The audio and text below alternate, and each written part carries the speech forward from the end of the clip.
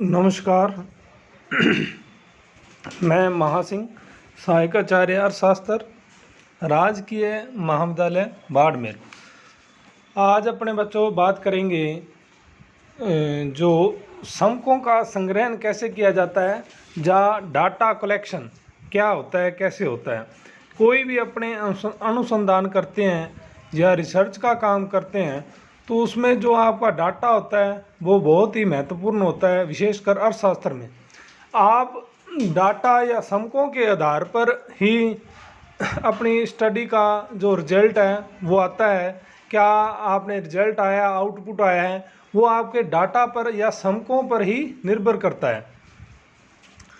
तो समक आपके कैसे आपने कलेक्ट किए, सही है, उसमें शुद्धता है, वो बहुत ज़रूरी है। तो बात करते हैं। सांख्यिकी अनुसंधान की व्यापक योजना बनाने के बाद उपयुक्त रीति द्वारा समकों को एकत्रित करने का कार्य आरंभ किया जाता है। समकों का संग्रहण सांख्यिकी विज्ञान की मूलभूत क्रिया है। वास्तव में संकलन क्रिया की शुद्धता और व्यापकता पर ही समकों के प्रस्तुतिकरण, विश्लेषण एवं निर्वचन की आगामी की क्रियाओं की सफलता आधारित है। पहले सबसे पहले आपके पास डाटा होना चाहिए, समक होने चाहिए, उसके बाद उनका आप प्रस्तुतिकरण करोगे, विश्लेषण करोगे और उसके आधार पर क्या डिसीजन लोगे। तो सबसे पहले आपकी जो संकलन है, डाटा उस जो आप ग्रहण कर रहे हो या आप कलेक्ट कर रहे हो वो बहुत ही शुद्ध होना चाहिए, उसमें कोई बायसनेस नहीं होनी चाहिए, कोई एरर नहीं होनी चाहिए। तो अब बात करते हैं समक कितने प्रकार के होते हैं, या डाटा कितने प्रकार का होता है। इसमें डाटा को जो आप डिवाइड कर रहे हैं, ये मतलब कलेक्ट करने की प्रक्रिया और कलेक्ट करने के सोर्स के आधार पर अपने इसको डिवाइड कर सकते हैं। पहला तो है प्राथमिक समक और द्वितीय है, दूसरा टाइप है द्वितीय समक।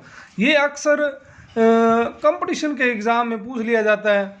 ये स्कूल लेक्चरर के 2013 के एग्ज़ाम में भी आया था, और इसके अलावा आप नेट वगैरह का एग्ज़ाम देते हो उसमें भी ये आता है।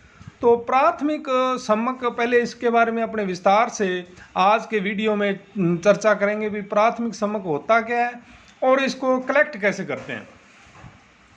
तो प्राथमिक समक, उन समकों को प्राथमिक समक कहते हैं जो अनुसंधानकर्ता द्वारा पहली बार आरंभ से अंत तक बिल्कुल नए सिरे से एकत्रित किए जाते हैं। उदाहरण के लिए उत्तर प्रदेश में खेतीहर मजदूरों की रहन सहन की स्थिति के बारे में यदि कोई अनुसंधानकर्ता नए सिरे से मौलिक रूप में समक एकत्रित करता है, वे उसके लिए प्राथमिक समक कहलाएंगे। तो प्राथमिक समक क्या होता है? जो अध्ययन कर रहा है, जो अनुसंधान कर रहा है, वो खुद जाकर फील्ड में जाकर डाटा कलेक्ट करता है। तो ये जो डाटा होगा, जो समक होगा, वो बिल्कुल नया होगा, इस समकों का पहले किसी ने यूज़ नहीं किया। द्वितीय समक क्या होता है? द्वितीय समक में पहले ऑलरेडी किसी ने वो डाटा कलेक्ट कर रखा है, आप वहाँ जाकर वो समकों को ग्रहण करते हो। इसमें ज़्यादातर क्या होता है, जैसे कोई इंस्टीट्यूट है, रिसर्च इंस्टीट्यूट है, उससे आप डायरेक्ट डाटा कलेक्ट करते हो। इसके अलावा कोई मैगजीन है, न्यूज़पेपर है, जैसे आरबीआई की साइट है, तो आरबीआई की साइट पर आपको डाटा मिल जाएगा। इसके अलावा जो भी अपने बड़े बड़े इंस्टीट्यूट है, तो वहाँ आप किसी भी समस्या का जाकर डाटा कलेक्ट करते हो। जैसे खेती के प्रोडक्शन से संबंधित, खेती में पेस्टिसाइड कितना यूज़ हो रहा है, खेती में पर हेक्टेयर कितना उत्पादकता हो रही है, तो ये डाटा आपको एग्रीकल्चर की जितनी भी साइट हैं वहाँ आपको ये मिल जाएगा। तो ये होता है द्वितीय समक। पर प्रथम समक में क्या होता है, जिसको प्राथमिक समक बोलते हैं, इसमें आप पहली बार खुद जाके फील्ड में जाके कलेक्ट करते हैं। अब प्राथमिक समकों को ग्रहण करने की रीतियाँ भी, आप कैसे उनको प्राप्त करोगे। प्राथमिक समक को आप अध्ययन कर रहे हो, आपको अध्ययन से संबंधित सूचकांकों की ज़रूरत है या डाटा की ज़रूरत है, तो आप कैसे उसको कलेक्ट करोगे, इसकी कई विधियाँ हैं। तो पहली है प्रत्यक्ष व्यक्तिगत अनुसंधान। इस रीति के अनुसार अनुसंधानकर्ता समय अनुसंधान क्षेत्र में जाकर सूचना देने वालों से प्रत्यक्ष रूप से व्यक्तिगत संपर्क स्थापित करता है और निरीक्षण तथा अनुभव द्वारा आंकड़ों को संकलित करता है। यह रीति ऐसे अनुसंधानों के लिए उपयुक्त है जिनका क्षेत्र सीमित तथा स्थानीय प्रकृति का हो तथा जहाँ समकों की मौलिकता, शुद्धता व गोपनीयता का अधिक महत्व हो। सीमित क्षेत्र में पारिवारिक आय व मजदूरों के रहन सहन की स्थिति, शिक्षित बेरोजगारी आदि से संबंधित अनुसंधान अधिकतर इस रीति द्वारा किए जाते हैं। तो प्रत्यक्ष व्यक्तिगत अनुसंधान रीति में क्या होता है, जो अनुसंधान कर रहा है, जो स्टडी कर रहा है, जो रिसर्च कर रहा है, वो खुद जाकर डाटा कलेक्ट करता है। पर ये वहाँ तक ही उचित है जहाँ पर आपका जो रिसर्च का जो दायरा है वो सीमित है। जैसे एक छोटा गांव है, वहाँ के लोगों की आय हो गई। इसी प्रकार से जो शिक्षित हैं, छोटे गांव में कितने बेरोजगार हैं, तो वहाँ जाके जो आप अध्ययन कर रहे हो, खुद जाके वहाँ उनसे सूचना कलेक्ट कर लेते हो। पर अगर ये दायरा बड़ा हो तो एक गांव की बजाय एक डिस्ट्रिक्ट हो या डिस्ट्रिक्ट तक भी चल जाएगा, स्टेट तक हो, तो वहाँ ये काम नहीं आता है। दूसरी है अप्रत्यक्ष मौखिक अनुसंधान। इस प्रणाली के अनुसार समस्या से प्रत्यक्ष रखने वाले व्यक्तियों से सूचना प्राप्त नहीं की जाती, वरना तृतीय पक्ष वाले ऐसे व्यक्तियों या साक्षियों से मौखिक पूछताछ द्वारा सम्मक प्राप्त किए जाते हैं जो स्थिति से अप्रत्यक्ष रूप से ही संबंधित हों। जिन व्यक्तियों के बारे में सूचना प्राप्त करनी है उनसे प्रत्यक्ष संपर्क संभव स्थापित नहीं किया जाता।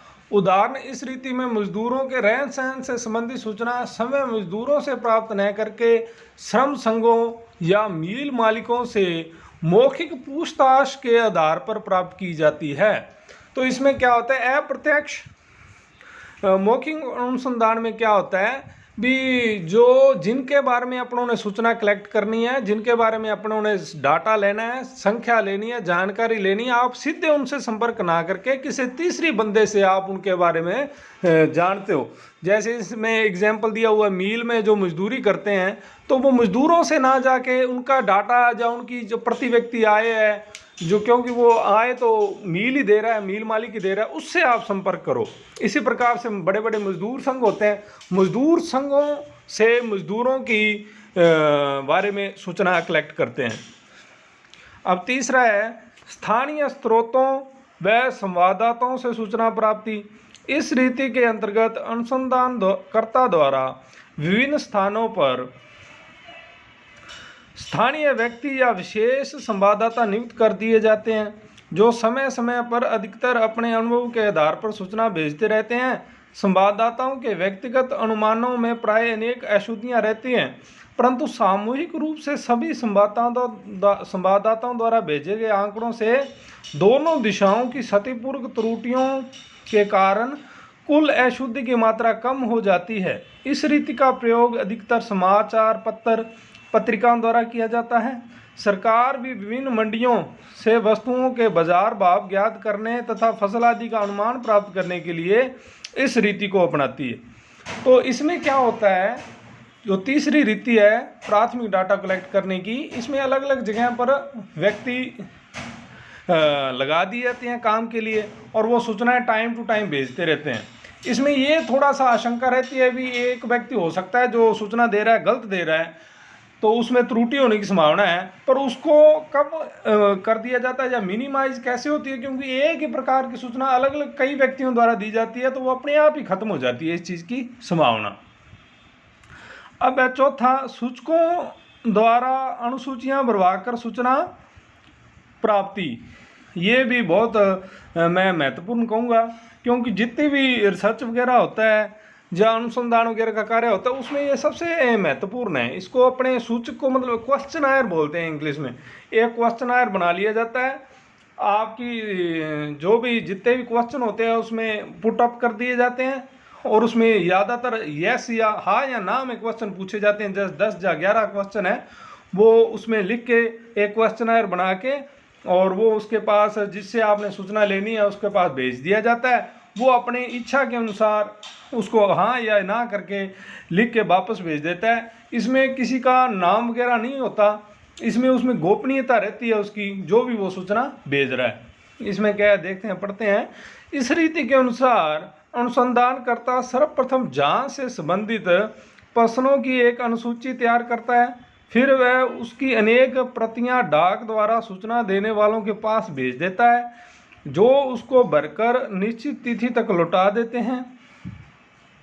सहसूचकों का सहयोग व विश्वास प्राप्त करने के लिए वह सूचना को गुप्त रखने का आश्वासन देता है तथा अनुसूची से संलग्न अनुरोध पत्र द्वारा वह जांच का उद्देश्य स्पष्ट कर देता है। अनुसूची तैयार करते समय इस बात का ध्यान रखना चाहिए प्रश्न सरल, स्पष्ट, छोटे हों, संख्या में कम हों, उत्तेजना, शंका या विरोध उत्पन्न करने वाले न हो, अनुसंधान से प्रत्यक्ष रूप से संबंधित हों और उत्तर अधिकतर हाँ या अंक के रूप में प्राप्त किए जा सके।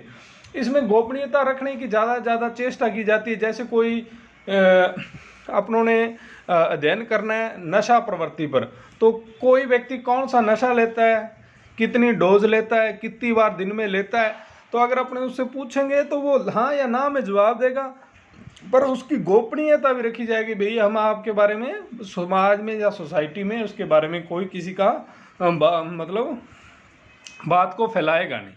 तो ये एक अनुसंधान का या डाटा कलेक्शन का जो क्वेश्चनायर या अपने कहेंगे अनुसूची है, ये एक बहुत ही महत्वपूर्ण तरीका है। फिर है 5वां, प्रगणकों द्वारा अनुसूचियां भरकर सूचना प्राप्ति। सूचकों द्वारा अनुसूचियां भरवाकर सूचना प्राप्त करने में अनेक कठिनाइयां आती हैं। सूचक मतलब जो क्वेश्चनायर अपने पीछे बात की है, तथा सूचना भी अपूर्ण, अपर्याप्त, अशुद्ध होती है। इन कठिनाइयों को दूर करने के लिए यह रीति अपनाई जाती है। इस रीति के अनुसार अनेक बातों का ध्यान रखते हुए संबंधित प्रश्नों की अनुसूची तैयार की जाती है, परंतु इन अनुसूचियों को प्रत्यक्ष रूप से सूचकों के पास नहीं भेजा जाता, वरना कुछ प्रगणक जिसको न्यूमिरेटर्स नियुक्त कर दिए जाते हैं, जो घर घर जाकर सूचकों से पूछताछ करके समय अनुसूचियां भरते हैं। प्रगणों की नियुक्ति करते समय इस बात का ध्यान रखना चाहिए कि वे नियुक्ति निपुण, धैर्यवान, निष्पक्ष, ईमानदार, अनुभवी और व्यवहार कुशल हों। वे अपने कार्य से विशेष रुचि रखते हों तथा अपने क्षेत्र के सूचकों की भाषा, रीति रिवाज व उनके स्वभाव से बड़ी भांति परिचित हों।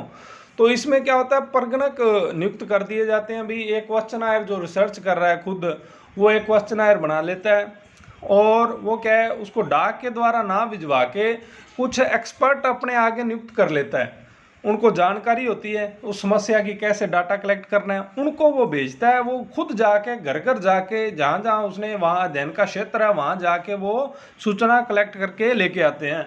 ये ज़्यादातर जो बड़े आपके विश्वविद्यालय वगैरह होते हैं जो रिसर्च का काम करते हैं, जहाँ रिसर्च इंस्टीट्यूट होते हैं, तो वहाँ पर कुछ ऐसे व्यक्ति जो डाटा कलेक्ट करने का या रिसर्च का ज्ञान है उनको नियुक्त कर दिया जाता है। वो घर घर जाके ये सूचना कलेक्ट करते हैं।